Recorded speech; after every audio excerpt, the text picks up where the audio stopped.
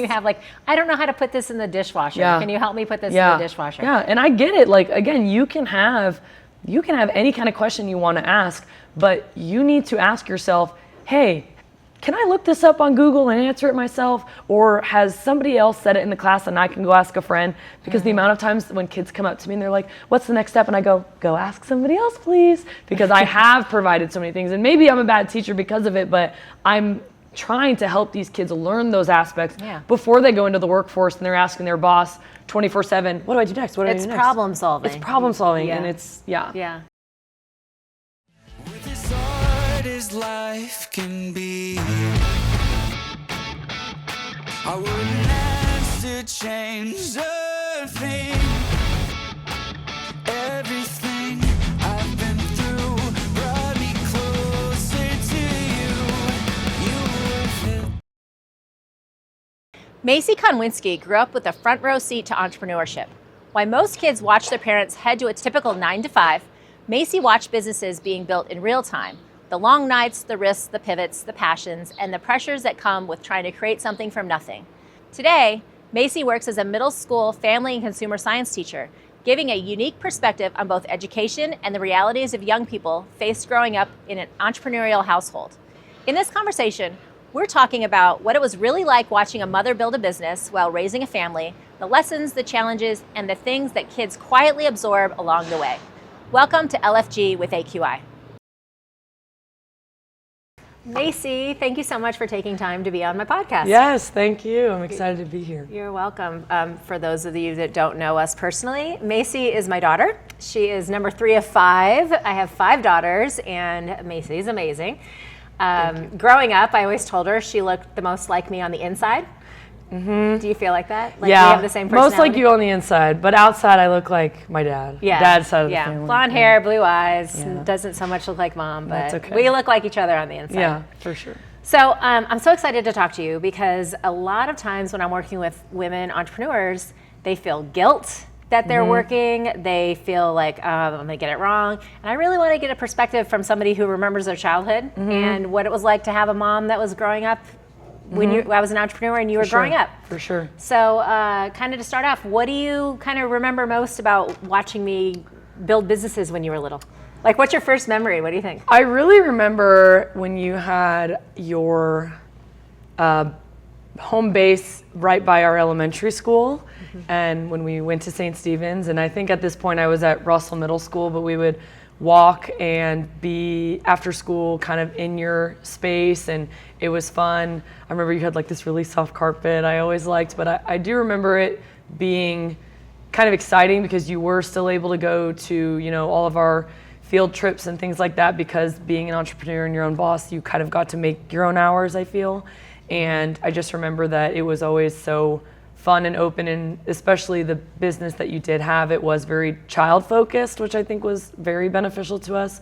But I just think in general, it was awesome having you have your own business, just because it created all those extra opportunities and that extra space that we could go to. Because, you know, I remember going to Dad's Christmas parties at his offices, but never like being able to go to his office after school. So I thought that was really fun when you were, you know, doing that. Yeah.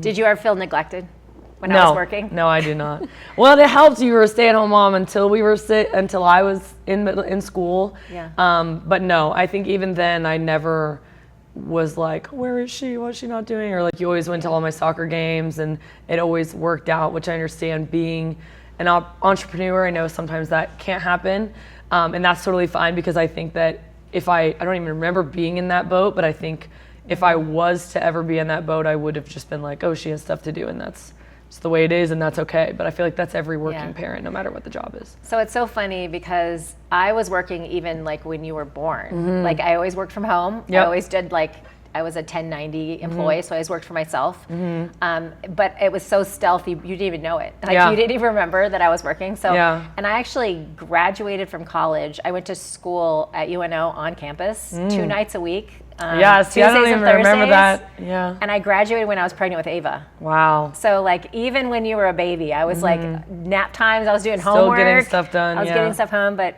I tried to make it where it never interfered with, with family time. Never noticed it. didn't even know that. I mean, obviously I was You were 2 little. at the time, Yeah, so but yeah, I never noticed feeling, where is mom, what is she doing? Yeah. And you made it work. You're great at that. Yeah. Thank you. I appreciate that. Mm-hmm. Did you ever feel like as a kid it was like exciting to, so let's kind of take a step back. You were probably one of the only kids that your mom came into your school and presented. Yeah, that's true. So that was kind of probably weird at the time because, so the company I started was Smart Gen Society. Yep. So I was doing public speaking on being safe on social media. Mm-hmm. Was it embarrassing for me to come in and talk to your class, or how did you No. feel about it? And what did other kids say to you? No, I don't ever remember being embarrassed. I remember being like, my mom's coming to school. And it's funny, I have an 8th grader right now, and they went on a field trip to UNL, and her dad works at UNL, and she came back the next day. She's like, I didn't even get to see my dad. I think it's just exciting as a kid, like when you're around your friends and your family life is introduced to them. I always thought it was exciting. I understand kids getting embarrassed. They're like, why is my mom here? But I never felt that way.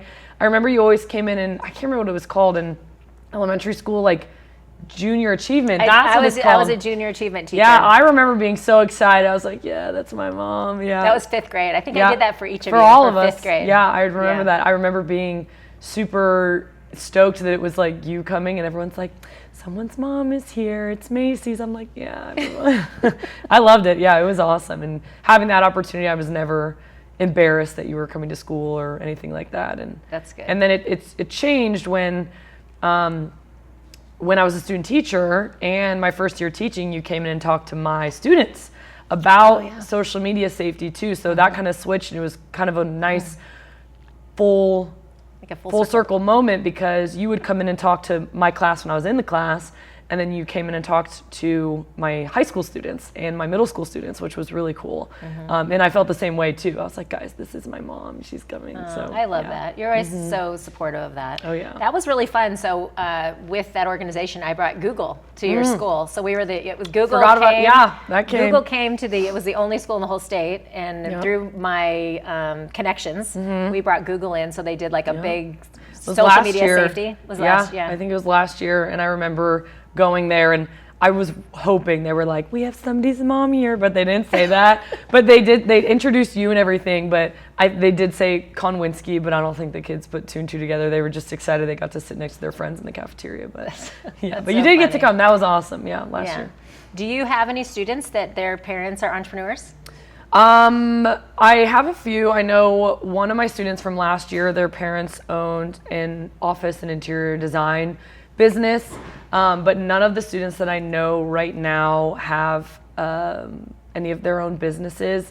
I'm not super close with families as much as, say, an elementary school teacher is, just because elementary you have 20 to 25 kids all year, and I'm seeing 200 students a semester, so it's kind of difficult to get to know each parent. But definitely kids will talk about, oh, we're doing this for my parents this weekend, or I have this for sports, so I kind of hear about it between stories like that, but not necessarily one-on-one. Yeah.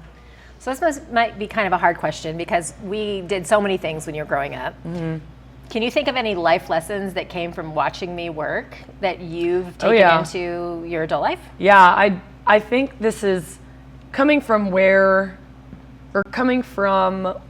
you were working, but also seeing how you were doing it definitely shaped who I am. Obviously, you're my parent, but also as a worker, I need stuff to get done. If something is on my mind, I need to get it done, I'm doing it right away.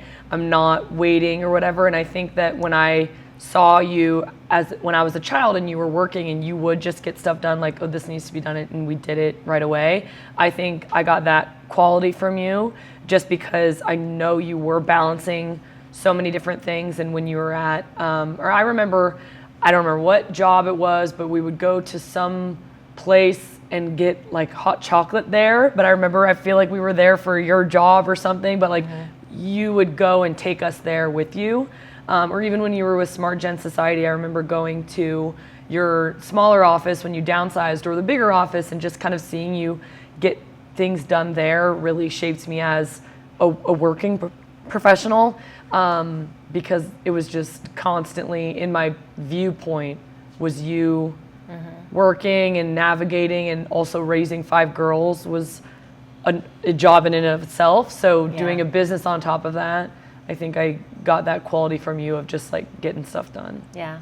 So Alex, your oldest sister, my oldest daughter, now has a baby, and she's going through the same thing. She has an 8-month-old little George, Almost 9 months. almost 9 months. How, and you're really close with Alex. How do you see her transitioning? Because it's like that. It's such an intrinsic like mom guilt. Oh, yeah. Like it's hard. Like how have you seen her Yeah. transition through it? And how do you think you'll do when you, if and when you have kids? Yeah, I don't know. Specifically talking to Alex, I think she was in a great position because her job did offer 6 months of maternity leave. But also talking to a coach I work with, she, like the school district I work for, you use your paid time off, and once it's over, you're getting unpaid. There's no maternity leave. Yeah. And she's a teacher. She had her second daughter, and it's so funny because a lot of people have to, if they can, plan when they're going to have kids. So as a teacher, a lot of teachers have their kids in the spring so they can spend time with them in the summer. So I think anybody, it's super difficult, but specifically watching Alex, I think the transition is hard because I remember going on a walk with her when she lived in Minnesota. So this was 3-4 years ago. And she's just like, I love working. It's something that I look forward to. I like, not necessarily being her own boss. So she's a manager. So she's like, I like doing things a certain way. And she's a consultant. Yeah, at a big consulting firm. And she has always enjoyed doing that.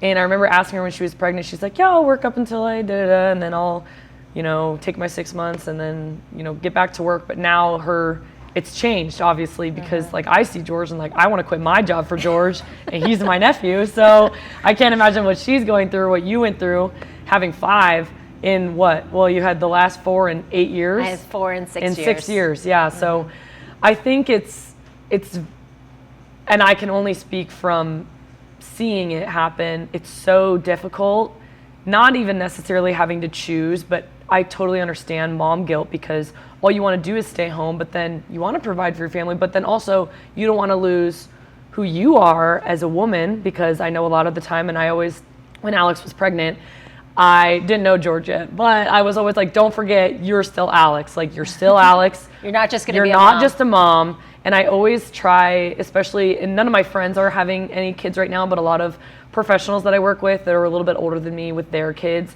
I specifically try to ask questions about themselves because I feel like it is so easy to get lost in, I want to be a working mom, I want to be a mom, but it's like, no, you're still yourself. So I think the transition between being a stay-at-home mom or even for maternity leave, so Alex going back into the workforce can be so difficult, but I think it was beneficial in both ways, having you home and when you were working from home, but then also seeing you go to work. I don't think I necessarily missed out on anything as a kid of someone who was working. I never felt neglected. You guys made it work. Now I see the opposite a lot of the time where kids are like, yeah, my friends are taking me to my soccer tournament because my parents are working. And I'm just like, yeah, that's tough. And I know that those are decisions that people have to make, and it's not necessarily all the time they have to make them. But you do see the kids are just kind of like, yeah, that's just how it is. And I don't know, the transition's really tough, and I believe Alex will do a great job with whatever job she stays at or finds next. And then I feel the cycle starts over as soon as you have another kid, and then you have 2 and 3, and it just, yeah, I can imagine it being very difficult. And for me, if and when get to that position, I don't know. Who knows? I'll plan for the spring and hopefully have the summertime, but especially being a teacher or a lot of certain jobs, like if you get a call from daycare or whatever, I just can't up and leave. I have to subplan, and subplans take me 2 to 3 hours for one day of subplan. So I always am thinking about that.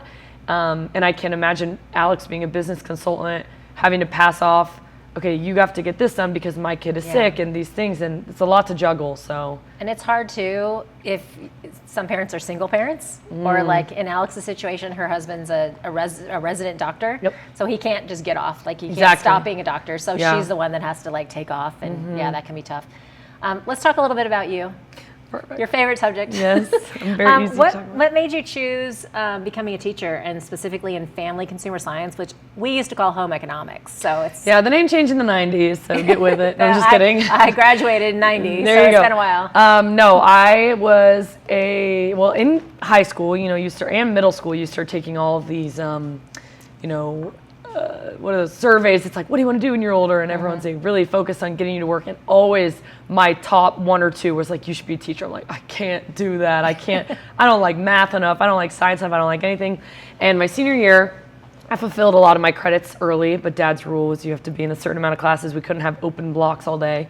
So I was taking in high school. Yeah. And I was taking a lot of FCS classes, or family and consumer sciences. And my teachers, I just like really bonded with one of them, Miss Casey, and then another one, Miss Chittenden. And they both have since moved on from the high school I'm at. I think Miss Chittenden might be a counselor there.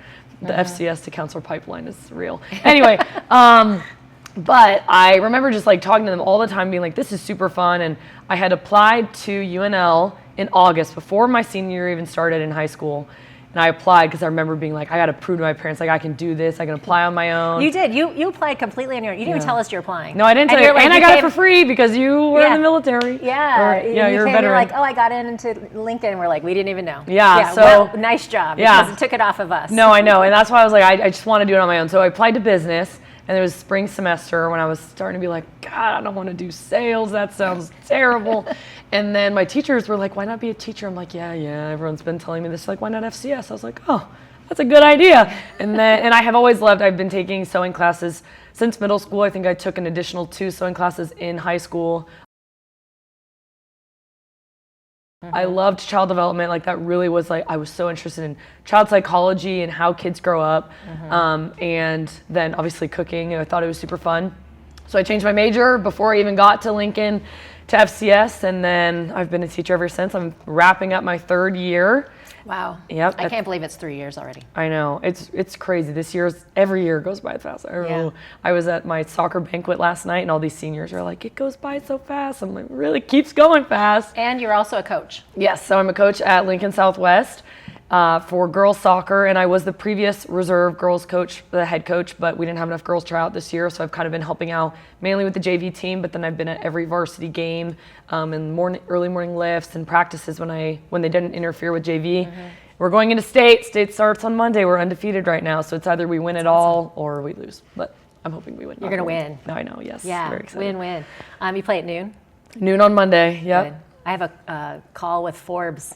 Oh, at sorry, 2, you can't. At 2, but I'll be there at noon. See, you're making it work. I make it work. Yeah, you're still doing it. Still going to my soccer games, even though I'm not playing anymore. Yeah, so, yeah, that is fun to watch. Yeah, they're fun. So you're a middle school teacher. Yep. What do you think middle school is like the toughest emotional age? Oh, yeah. Like emotionally I see it every day. and socially. What do kids today seem to need most from adults? Someone who it's not their phone. Oh, yeah, no. Well, that was not even in the question. That was not even in the answer realm. But I think definitely just having an adult get on their level. And what I mean by that is when a girl comes in and she's just like, oh my gosh, I had cheer tryouts and this is this and da-da-da. Like, instead of me being like, yeah, oh, great, da-da-da. It's just like, really, what happened? And like having to get down and be really interested in what they're talking about. And I am interested, but obviously some of the time I'm like, I have so many things to be doing. So it is hard to take a pause and talk to everybody. But it's very interesting being a middle school teacher because not necessarily, I wouldn't go as far to say like every boy and girl hates their parents in middle school, but those are very hard years for them and they're becoming more independent. So they don't want to be told they need to be doing their homework. They don't want to hear their parents say no, they can't go hang out with their friends. So being a young teacher, it's very odd being on the end that they love you. Like it's very interesting because I know that they're sassy to me sometimes and I'll be like, girl, you're sassy, you need to calm down. But it is interesting being on that opposite end of the spectrum because most of the time they are, struggling at home with their emotions and kind of sharing it with their parents, but it's easier for them for a teacher. So I think a lot of the time, kids just really need people to listen to them and care for them rather than just how was your weekend? Okay, cool, move on. Because I do hear a lot about other teachers in my building, other teachers in other buildings, just in the district, that they'll say things and it sticks with kids even though they don't remember. I remember in middle school, I was a talker, okay, I talked, but I always had a teacher say, this isn't the Macy show. And I said this in my LPS interview. I remember being like, I'd never want to call out a kid like that, because I still think about that 10 years later. So I think, sometimes do I call out kids? Yes. But sometimes, it's just kids don't want to be treated like children anymore, especially at the middle school age. Just listen to is their biggest thing. Yeah. When you were kind of like looking back on growing up, I always had kind of the open conversation. Like, you could always talk to me about anything. Like, we did pretty good on that, right? Like with the other sisters. Compare that to some of your friends, because we've had these talks before. We don't have to get specific, but how many of your friends, the parents weren't available, and what kind of human did that turn out? So like, if you're not available to that kid, like, how does that kind of turn out? And what have you seen? Well, because there's no subject off when you were growing up. There was zero subjects off limits. Yeah, I think it was, obviously when you're, 14 years old and you're really upset about a boy or something, you want to talk to your friends first. Like, that's just a given. The girls under your age understand what's going on. And it was just comforting knowing that if and when I did go to you, it was going to be accepted and listened to. Whereas I know my other friends now, we'll talk about, growing up stories, and they're like, yeah, that was never allowed. Not even allowed. It was just like, if I talked about it, it was, why are you telling me this right now? Go talk to your friends. And I'm also seeing it right now with the high school girls that I coach, because, I'm sitting on the sidelines coaching, but in between plays and things during the game, I'll be talking to girls. I'm like, oh, why don't you talk to your mom about that? They're like, I don't talk to her about those things. I'm like, why not? Like, why not start now? You're 15, 16 years old. And they're like, well, it's just like, it's awkward. And they do feel more comfortable, like, telling me, little stories here and there, which is totally fine. But I'm like, but you can talk to your mom, to your dad about these things. They're like, yeah, I guess. And I'm like, well, the earlier that you start it, the more that it'll continue to grow. And I do see a lot of those girls just are like, nope, it's fine. And then they might not get the extra advice or the help, or not even if they would need advice, but something that they just want somebody to listen to that's in their life, that's known them the longest. So I think my friends nowadays, they'll be talking about their parents and they're like, oh, well, I would never tell my mom that. That's insane that you would tell your mom that. Or that's, I couldn't be honest with her about something. Because I know even if, growing up, I'm not necessarily, I still go to advice for many things, but I'm not, asking you how to, I don't know, do little specific things. But the fact that I know that I am able to go to you and you would listen and things like that, I think that changes a lot as an adult. Because I know the parent and child relationship changes as you get older into more of a friendship rather than a parent-child relationship. And a lot of my friends aren't going to get to that point, I fear, because they didn't have the build-up from 18 years prior. Yeah. So it's kind of one of my philosophies of raising you with, your dad and I together. And I think it's so important for other entrepreneurs to kind of know, just make yourself available. Like, so I tried really hard to delineate between work and family time. So if I was with you kids, I was with the kids. I didn't have my computer out. I tried not to have my phone out. Like, I tried to focus wherever we went. We'd go to the library, the zoo. I was like, we did a lot of adventures. Oh yeah, I remember. Yeah. But then if I was at work, I'd be like, okay, I'm just gonna focus on work and try not to have that guilt that I'm not at home. Yeah. But I think it can be tough. Yeah. I can't imagine. I definitely, I see it with other with teachers in my building who have kids, and they're like, well, it's either I have to go skip school and do this, or skip my kids' thing and stay at school. So I can imagine that being tough. But I feel like, you having that mindset of the shift of just like, this is the way it is, it's the kid time or work time, you can really differentiate the two and be able to kind of turn that side of your brain off. And focus on whatever that is, and then that way you're not ever feeling that mom guilt, because I know it's easy. The other thing I kind of want to touch on is sports. So sports have taken over almost every family's life. Oh yeah. You've seen it from being an athlete to being a coach. So our family rule was one sport per kid per season, because our entire life wasn't going to revolve around sports. Right. And we were a classic B team family because we did not want to be traveling on the A team. And that really started when we were growing up. Like nowadays, it's like to be on any team that's like my middle schoolers will be like, yeah, we were in Kansas City, South Dakota, St. Louis, and they're 12. And I'm like, wow, that's a lot for your parents. That's what I always think, but yeah. But the whole idea that everything revolves around sports for one kid, it could like leave out the others. Yeah. But the odds of them going to play in college are so minuscule. Talk to me about some of the athletes that you have that you've seen, the ones with a good balance. I think it jacks up a kid when they're the entire life and the entire world. I definitely understand the aspect of, well, obviously kids are going to want the best of the best. Kids don't care how much money their parents are spending. They're like, my team is going here. I'm good enough to be on this team. That's where I need to be. I understand that. I feel like that's another different conversation. Now, and I also understand parents wanting to give those children the opportunities to go do those things. But you're right, when the child is the focus of the weekend, that can shift the dynamic for siblings that are younger, for the parents, because now the parents only feel like their life is revolving around sports, which I understand it's a season of life that you're in, you know, going to sports games on a Saturday morning and things like that. But nowadays it's gotten to travel and you're traveling all the time. That's a lot. And I've seen successes of it, a lot of success. But like we have 6 seniors who are graduating, and I believe 5 of the 6 are going to go play collegiate ball. Most of them. You also have the best sports team in the state 3 years in a row. 2. Well, you've won national or state twice. And you're going into your going into the third year, yes. Which is, you're right. They're good. It's a good program. I'm in a great school. The girls have had a great upbringing, so I have seen. I'm on that side of like, this is just, you know, they're going to, you know, go play at Milwaukee, but then going to engineering school at Milwaukee. That's awesome. And so there's a lot of different, you know, pros and cons, I think, to pouring into your kids' sport life, because it is their hobby, it is their interest. But then also what I see is kids have their head down all day on Monday because they've been playing 3 games and been traveling, and then they get home and they go to school on Monday the next day. I've also seen the other turn where kids are leaving every Monday because they're not back yet, or leaving early on a Friday to go. So then that can affect their schooling, and it can affect, now they don't have a social life outside of their sport, and then that creates obviously burnout a lot quicker.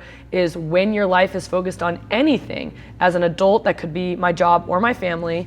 As a kid, it's your sport or your friends. Anything that you're pouring yourself into, burnout becomes obviously a lot more prevalent. And I feel like we are going to be seeing for the next 5-10 years, a lot less of kids continuing to play the sport through all 4 years of high school. I know a lot of kids don't go to college to play their sport they've grown up with, but I feel like when you are pouring so much into it, there isn't that healthy balance. But yeah, growing up, I've always played soccer. We would go play in Iowa and Kansas City once or twice a season, which was always so fun and exciting. But yeah, the things that I hear as a middle school teacher, and they're 12 years old and they're traveling to Florida to go play nationals in any sport, cheer, dance, baseball, football, anything. The travel is a ton. And as a parent, I would get lost in it. I know I would, because I'd just be like, well, when I didn't have kids, I was on my couch, you know what I mean? And yeah. So the balance can get tricky, I think, when that is the norm now, I feel like, honestly. Yeah. That's hard. I remember going to, driving to California, one of our family adventures, and Ella missed tryouts. Yep. And because she wasn't at tryouts, she got put on like the 3rd team, and she was devastated. She was 9. Yeah. Remember that? She was 9 years old, and they put her down a team. It ended up being the best year. Yeah. And by the way, Ella was the starting goalie freshman year for varsity, all the way through her senior year, and she was not on the top teams. Yeah. To get there. Exactly. So it doesn't have to always be the 100%. top team. Just giving them the opportunities, I think, is important. I agree. Yeah. So Macy, my final segment is called Launch, Fund, Grind, but you're not an entrepreneur yet. Do you think that's something that you might want to do in the future?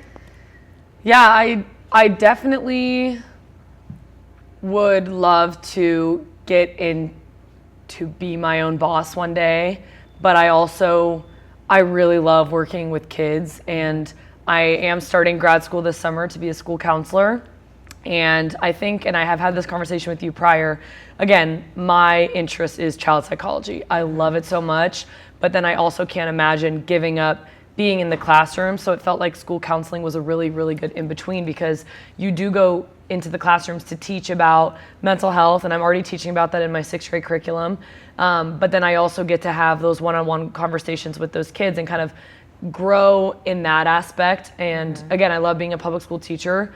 But it's a ton of work. Like, again, my sub plans take so long because yesterday we're sewing, and it seems silly to some, but we're sewing a project, and I'm gone today and Monday, so I had to go in and film videos of how to do each step of this project, whereas if I was there in person, I would be able to tell my class right then and there. But it is a lot of prep, and not that school counseling is going to be any less work, but I would love one day if I felt inclined to, go be a counselor and, have, like, I would love to be maybe I think my dream would be like marriage and family therapy, specifically with kids, and like, why is play so important? Why is being there for your kids so important? How as a family can we do this? Or just speaking one-on-one to kids about, traumas and things like that.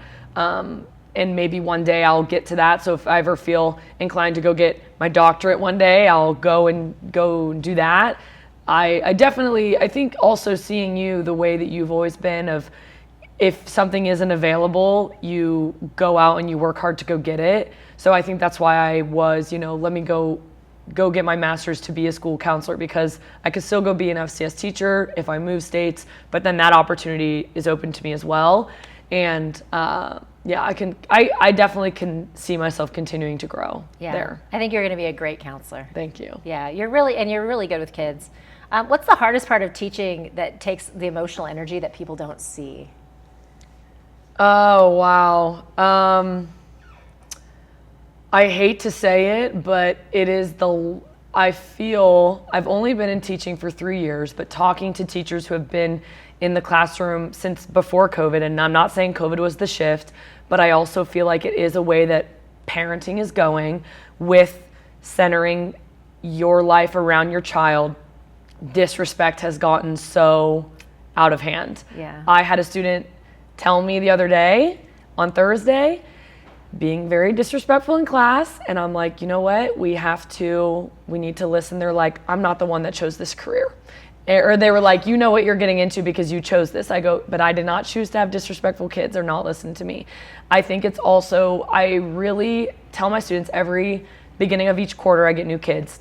We go through our expectations, and I go, there is a difference between asking questions that you need, like, I don't understand what this word means, or, hey, I was listening, but my friend was talking to me, can you re-explain this to me, or something along those lines. Those are great questions. But if I was sitting right here and I was like, hey, where's my coffee at? Can you tell me? And I'm like, can you look around first? And they're like, where is it? And they're looking all the way around. I'm like, can you keep looking? And that's what's frustrating to me, is I feel like there was some sort of shift that either their past teachers, their parents, whoever, helped them get all of these very simple things. Like, I teach in a kitchen where we have 6 ovens, and we have digital clocks on all these ovens. I had an 8th grader last semester say, what time is it right now? What time do we get out of class? And we have a wall clock, tells time, on a wall clock. And he was like, I can't read that. I go, okay, so how can we problem solve? Are there 6 other clocks around the room that are digital? He was like, and I go, I'm not going to answer that question for you. You can look around. He was like, but my other teachers would have told me by now. And I go, but I'm not teaching you that right now. I'm not just teaching you how to cook, how to sew, how to be whatever. Mm-hmm. I'm trying to also teach you, hey, how can I answer my own questions right now? Problem solve. Because teachers, I know I work so hard to be able to give you the opportunity to answer the question yourself, where I give you a packet of, here's the step-by-step instructions of the sewing project. Here's it up on the board. Here's a visual on this board. And then I go over a demo in front of the class. And so I tell my kids, hey, do you find it a little bit interesting that I can maybe get a little bit frustrated when you're asking me what the next step is, but I've provided 3-4 different things and ways for you to answer your own question. And I think that is the most difficult thing right now with teaching. And I feel like that kind of goes not necessarily with disrespect. Kids are very comfortable being disrespectful these days, I feel, and my school does a great job at, supporting teachers in, moving seats and an in-class movement seat or an out-of-class movement seat. But I think going along with that is just there's a learned helplessness. I feel that's what it is they've just been given and answered a lot of different things that they don't have the mindset of like, how can I answer this myself right now? And maybe it is because I'm in middle school. Maybe it's different with the high schools right now, but I've been noticing that a ton. I feel like that feeds into weaponized incompetence. Oh yeah. Like when you have like, I don't know how to put this in the dishwasher. Yeah. Can you help me put this in the dishwasher? Yeah, and I get it. Like, again, you can have any kind of question you want to ask, but you need to ask yourself, hey, can I look this up on Google and answer it myself? Or has somebody else said it in the class and I can go ask a friend? Because the amount of times when kids come up to me and they're like, what's the next step? And I go ask somebody else, please. Because I have provided so many things. And maybe I'm a bad teacher because of it, but I'm trying to help these kids learn those aspects before they go into the workforce and they're asking their boss 24/7, what do I do next? What do I do next? It's problem solving. It's problem solving, and it's, I think that's what it is the most. So going from your emotional energy, what do you do for yourself to stay grounded after pouring into students all day? How do you handle your... I leave right away.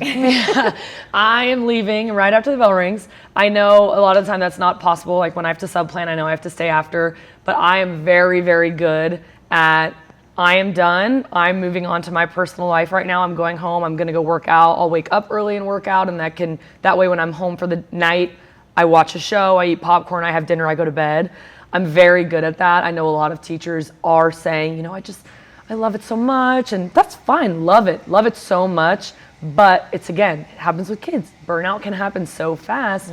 And I feel that if I was to go to, and kids, and do I feel bad sometimes, of course, when kids are like, come to my track meet, come do this. I'm like, I'm sorry, no, I'm not going. Like, I would love to support you if it works with my schedule, but if it is interfering with a workout class, with a walk I'm supposed to go on with my friends, or dinner and appetizers with Will, I'm doing that instead. And I think that that's really important also for parents to realize too, because I know you have a child, when you have a child, that is your life, but also you are also your own person after having kids.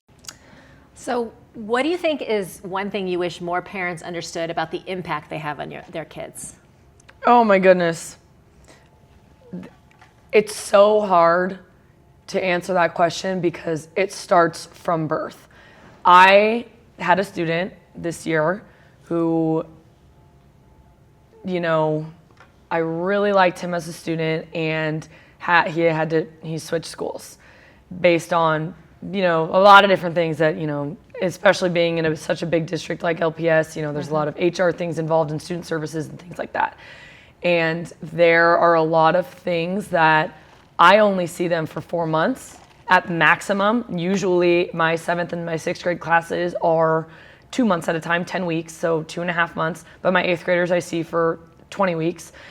I cannot change the learned helplessness. I can't change the disrespect because they have been given the opportunity to either do those things or learn those things for the past 11 to 14 years.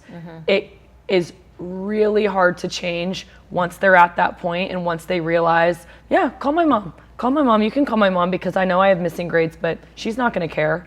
That can't change. Me going, hey, so you have missing assignments and you need to get this in. And I might have to call your parents. Call them. Do it. And I can't change that. And it sucks because teachers are really, that's why every teacher teaches, is you want to help these kids, but you can't have the support if the parents aren't on board. I've had to call home. I don't call home often. It takes a lot for me to call a parent home, especially about disrespect. But I had a student last year where he was just consistently speaking over me, randomly would walk out of the room, talk poorly towards other girls towards girls in the class, towards his friends in the class. And I called home, and mind you, it takes like many instances for me to call home. And mom is like, all right, well, next time this happens, call me, because then I'll take away his PlayStation. And I'm going, but it took me so many times to already do this. So the fact that you might say like, hey, Miss K called, next time, that teaches him, so I can mess up at school for 3 weeks in a row. And again, maybe that's on me as a teacher. Maybe I should have called week 1. But as a teacher, I also see the benefit in letting you fix your own mistake before I maybe have to have support come in. But I feel like as parents, it's really tough to, as a teacher, to help them learn these skills when at home they're not learning those either. Because again, I can't change the way that you were raised the past 14 years. I can only do so much. And hopefully they will learn those lessons when they're in high school and college before they get into the workforce and as, you know, people who have a voice in the community. But it's worrisome sometimes. But then I have great stories of students who stick up for others and report things that they should have said. I'm like, okay, like we'll be okay in the future. But yeah, it's tough sometimes to see stuff. What's one thing that you hope that your future daughters or sons will learn from you, that you, with your big goals and your big dreams? Wow. How will you pass that forward? I think just doing what I'm doing and just always being a good person and a nice person. And I always tell this to my sixth graders, or I always tell this to every class. I go, you know, when I was in high school, my teachers did not like putting me in a seating arrangement because I made friends with anybody I sat by, anybody. And maybe it's because I'm a talker, but I just was like, if I'm not going to enjoy chemistry class, I'm sure as hell going to enjoy who I'm sitting next to, because I want to make an extra friend, one more person that I can, you know, be excited to go see at school. Not that I would text them or hang out with them outside of school, but I just always tell my students that your life is going to be so much more enjoyable if you choose to see the good in people rather than they're weird or I don't want to, you know, talk to them because they don't dress the way that I do or they're a girl and I'm a boy or whatever it may be. And so I feel like that's my biggest thing is I always want my children and students to lead with kindness. And I feel that if and when my children do see that, they are motivated to be the same and also just focus on themselves as well, because I do take so much time that's like, nope, it's me time. I got to do this on my own. I'm going to go read. I'm going to do whatever.